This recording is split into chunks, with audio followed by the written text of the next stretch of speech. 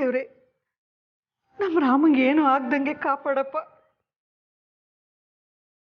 ಭಯ ಬೀಳ್ಬೇಡಿ ಸಾರ್ಥಕ, ರಾಮಂಗೇನು ಆಯ್ಕಿಲ್ಲ. ಆಸ್ಪತ್ರೆಯಿಂದ ಫೋನ್ ಏನಾನ ಬಂದಿತ್ತ ಸಾಹೇಬ್ರೆ? ಹಾ, ಜಾನಕಿ ಫೋನ್ ಮಾಡಿದ್ಲು. ರಾಮ ಜಾನಕಿ ಯಾರೋ ಒಬ್ಬನ ಕರ್ಕೊಂಬಂದು ಸಾಕಿದ್ರಂತಲ್ಲ, ಅವರೇ ರಕ್ತ ಕೊಟ್ರಂತೆ. ಆ ರಕ್ತ ರಾಮಂಗೆ ಹೊಂದಿಕೆ ಆಯ್ತಂತೆ.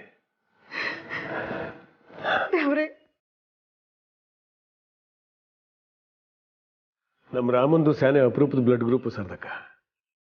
ನೆನಪಿದ್ಯಾ?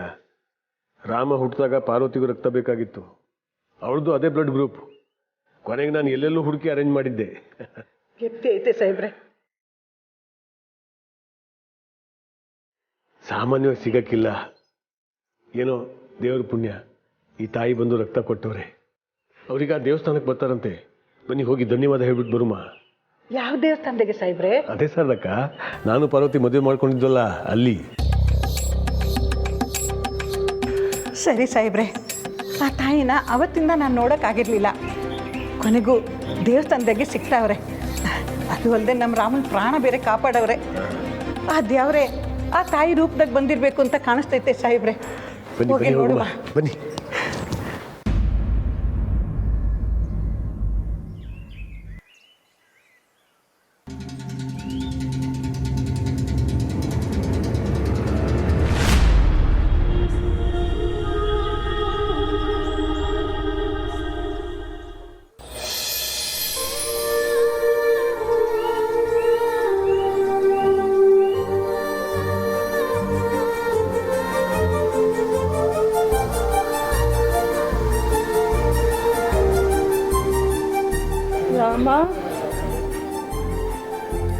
ಅಮ್ಮ, ರಾಮು ಅವ್ರಿಗೆ ಏನೂ ಆಗೋದಿಲ್ಲ.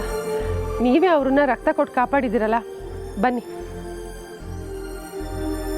ಜಾನು ಫೋನ್ ಮಾಡಿ ಹೇಳಿದಾಳೆ, ಅವ್ರಿಗೆ ಯಾವ ತೊಂದರೆನೂ ಇಲ್ಲ ಈಗ.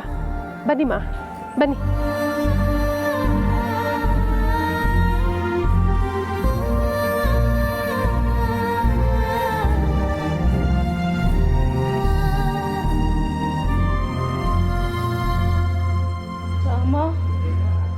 ಅಮ್ಮ, ಎಲ್ಲಿಗೆ ಹೋಗ್ತಿದ್ದೀರಾ? ಬನ್ನಿ ಒಳಗೆ ಹೋಗೋಣ. ರಾಮ ಪ್ರದಕ್ಷಿಣೆ ಹಾಕಬೇಕಾ? ಸರಿ, ನಡೀರಿ.